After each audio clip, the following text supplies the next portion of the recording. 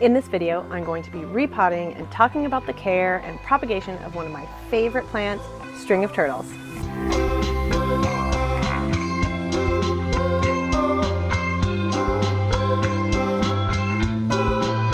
Peperomia prostrata, better known as string of turtles, is a really easy care plant, usually as an indoor plant. It's notable for its really cute, fine, circular leaves with a kind of a turtle shape, almost variegation pattern on them. It is one of my favorite plants, not only because it's really cute and pretty and it grows really easily. It is a little bit of a set it and forget it kind of plant, but it also propagates really easily. So I grew this plant completely for free from a couple little strands that I found broken on the ground at my local Ace hardware store.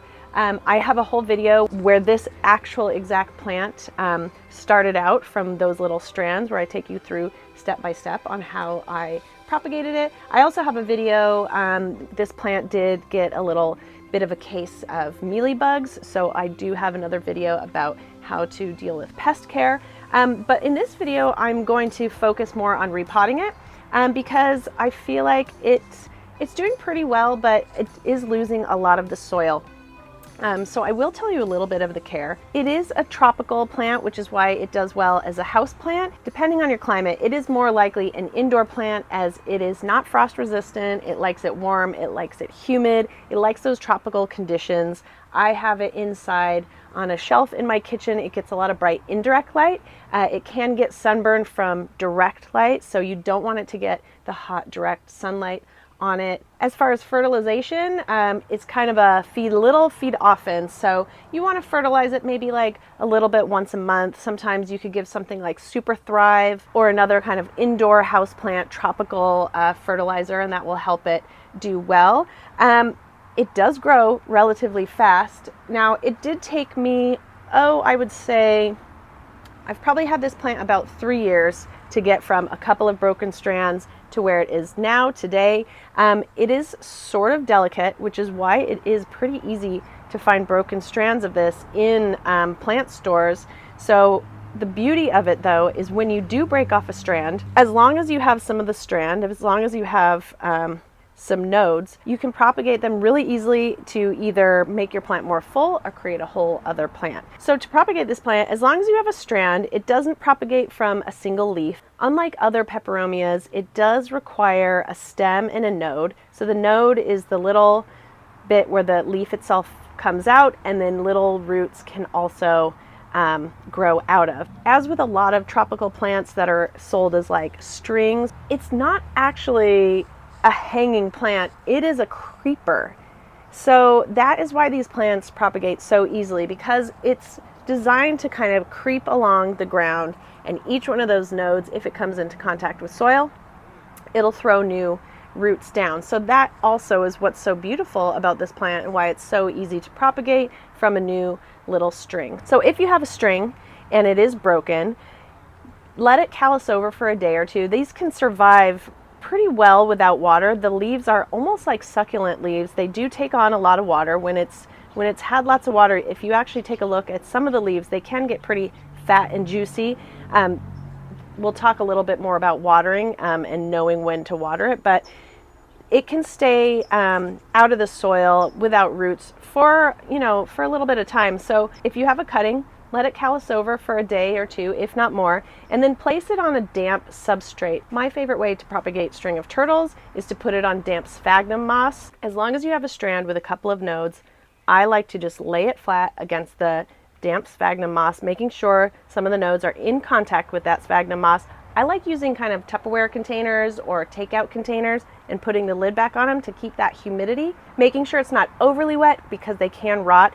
And that will start throwing out little roots, and then little new branches will start forming out, and then eventually you can transfer it into soil. You could use soil as well, as long as that soil stays nice and moist, which will save you from having to transfer it into soil later. As with most tropical houseplants, you do want to give it a soil mix that is well draining. So I like to add things like perlite, vermiculite, sometimes little tiny bits of bark. It is a small plant, so it doesn't want to be too thick and chunky. We're not talking like big pieces of orchid bark, but not too heavy on the soil mix to make sure any moisture drains off really easily. It doesn't want to be kept in standing water, but you do want to make sure it doesn't dry out too much. When it is well watered, the leaves will get thick and a little bit like translucent. And then when it needs more water, those leaves will get a lot thinner. You'll notice when the moisture does leave the leaves, and that's when you know you want to give it a nice good soaking. When the string of turtles has had a lot of moisture, you'll notice the leaves will get much thicker.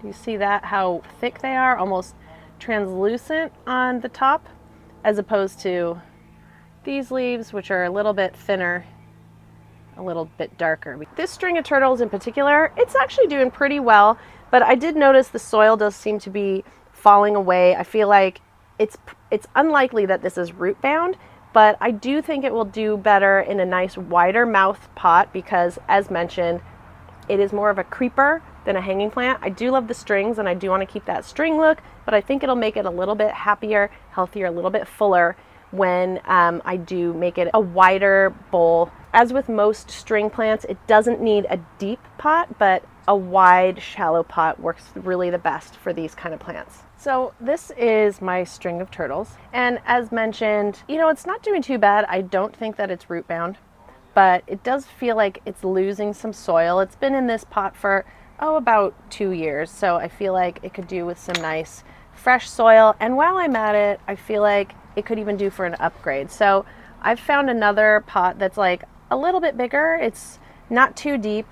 The brim is a little bit wider. That's the thing, whenever you repot plants, you don't want to put them in a pot that's too much bigger. You want to incrementally size the pot up. So that's what I'm going to do. I don't really want to disturb it too much, even though this plant does propagate so easily. I want to keep the roots sort of intact. So I'm going to be a little bit careful. I pre-watered it, so it's already had a nice soak as of yesterday. As you can see, the soil is really moist. And that's the thing with any plants. That is usually, to me, the test of knowing when to water it. If the soil is nice and moist like this, let's just keep it that way. And I can even see where I've put in some paper clips to like help hold down. And you can see that works. So I don't know if you can see this.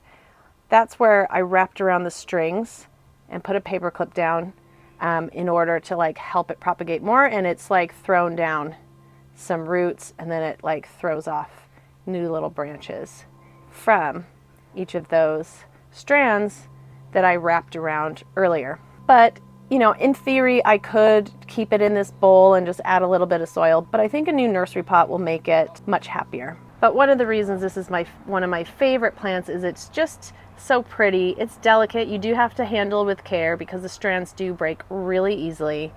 But it's really hard to screw this one up. Like all tropical plants, it does require bright indirect light. It's not a low light plant.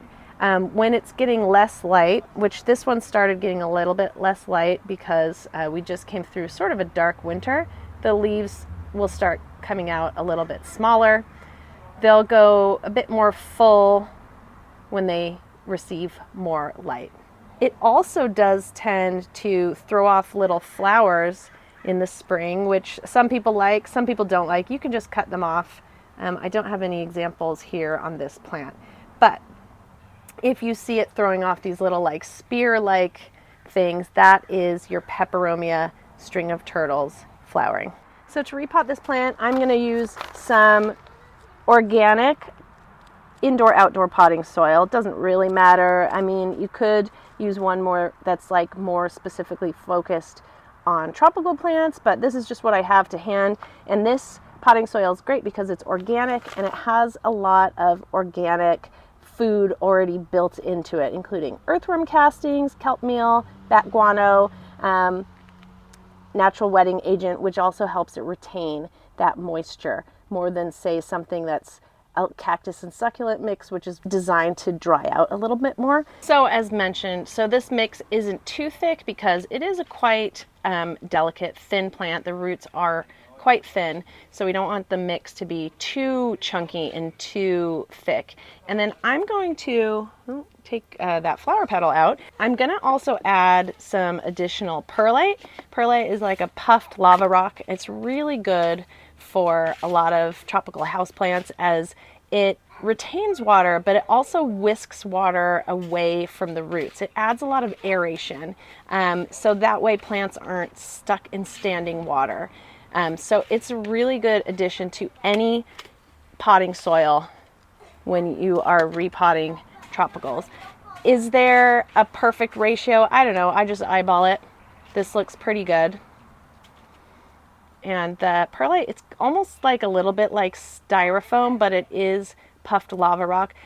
If you are working with perlite, I don't know if you noticed when I poured it in here, there was a lot of dust. If you're working indoors, you might want to wear a mask because that is not great to inhale that dust. So you do want to be a little bit careful.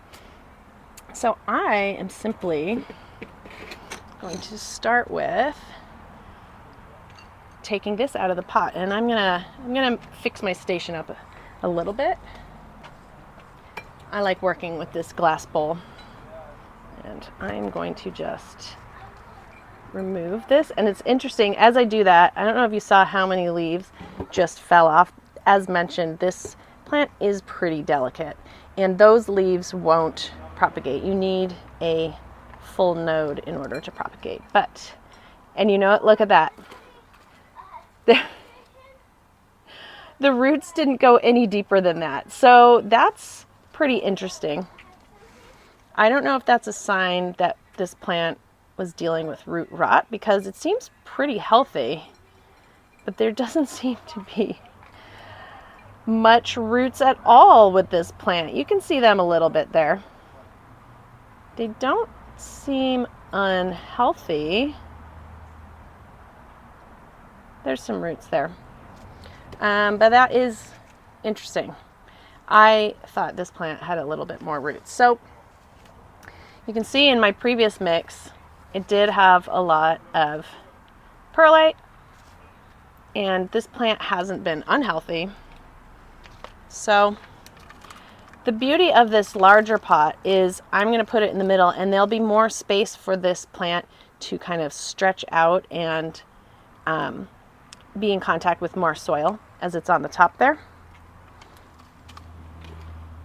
I'm going to add soil, and I'm going to use this soil as well.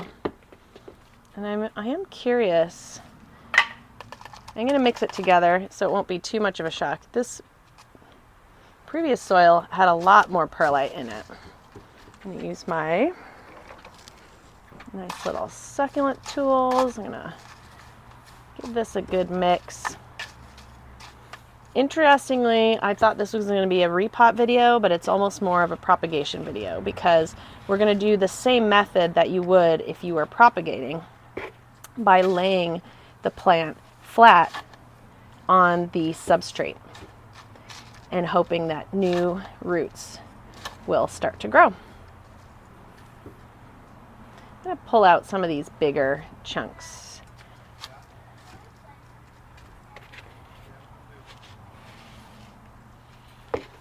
I've probably put a little bit too much in here, so I'm going to set some aside.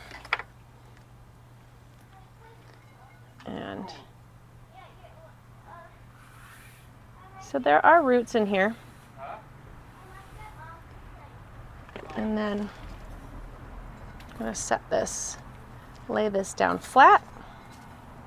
So like a strand like this, I want to lay this all the way flat. And I think we'll get some new roots out of here.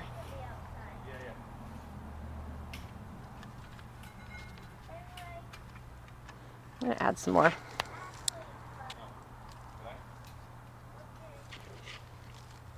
I'm filling this all the way to the top practically, because we have a shockingly little amount of roots on this plant. So all of these strands here, I do want to make sure they are nicely in contact with the soil. I'm going to take some out.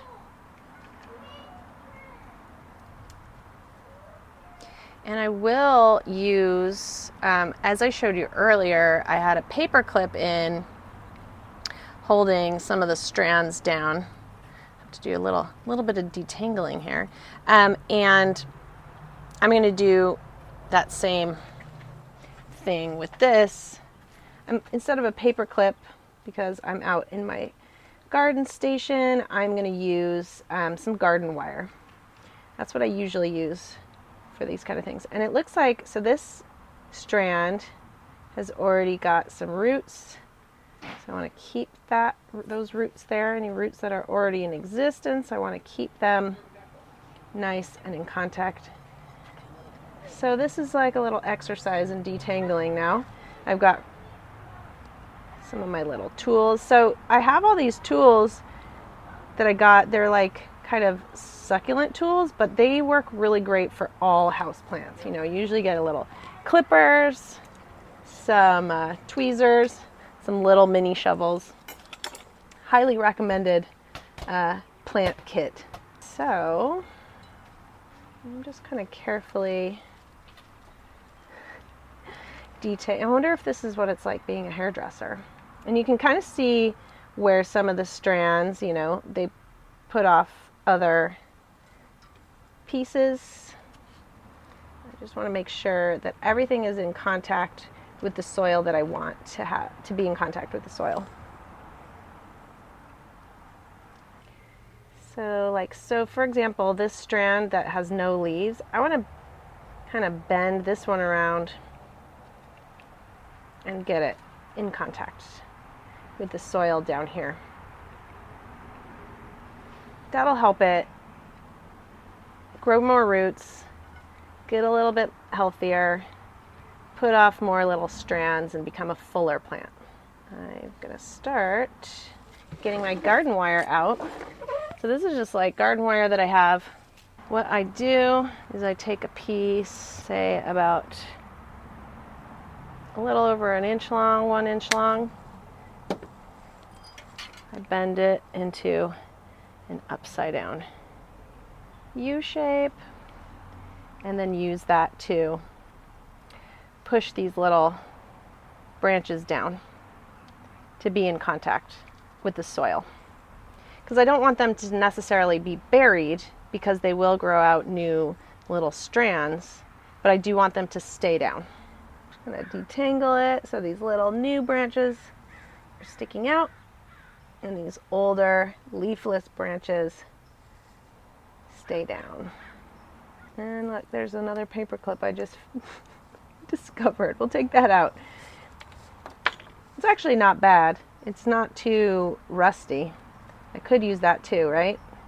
Just a paper clip I cut in two.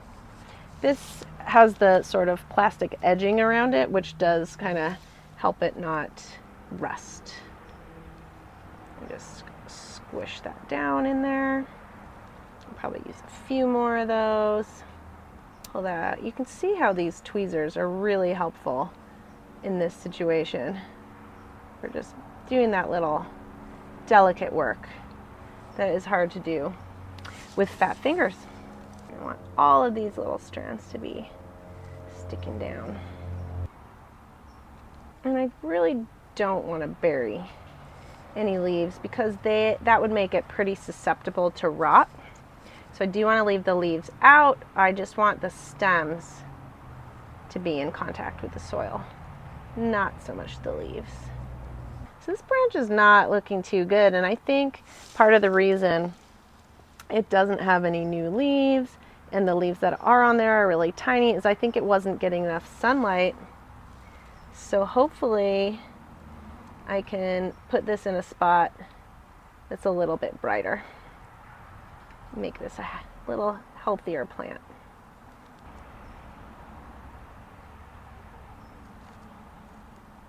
Okay, so here's where we are so far. I've buried a lot of the stems that don't have leaves. I don't want the leaves to be really under the soil. So there's some spots where I do want to add, I'm going to take away some of the bigger chunks. I'm going to add a little bit of soil into those kind of empty holes, and I'm going to use a little tool like this to help put that soil into any cracks and crevices we have.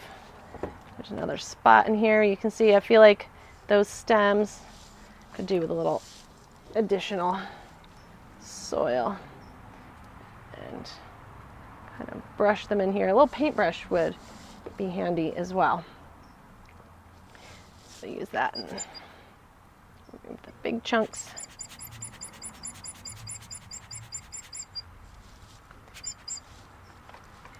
There's some of those big sticks. I don't really want those. But everything else looks good.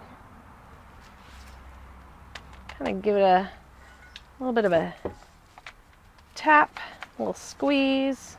Everything's looking pretty good. I think we're nearly done. I'm gonna add a little bit more wire because I feel, again, this branch would do well to be in contact with the soil rather than kind of flopping around. I'll do one final check. Some of my final bits of wire, just press these branches down. Make sure I want these to be pressed down like so.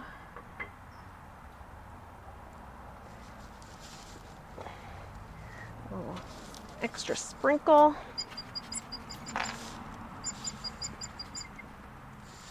Here we are.